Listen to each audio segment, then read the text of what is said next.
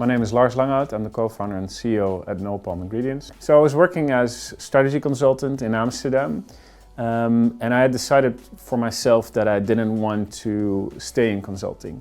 And then I read this article of a professor that made mayonnaise with microbial oils, and not having a technical background, I did not know what microbial oils were.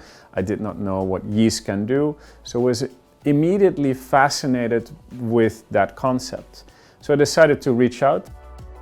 He basically offered to talk and about the possibility of starting our own company. I reacted almost immediately because I was intrigued by his approach. We make palm oil without palm trees.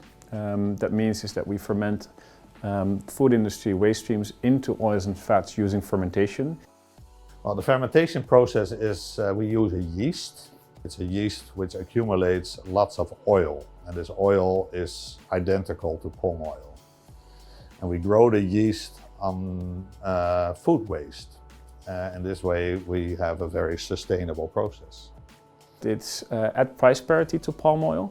It's a drop-in replacement, so it's also non-GMO, so we can immediately go to market.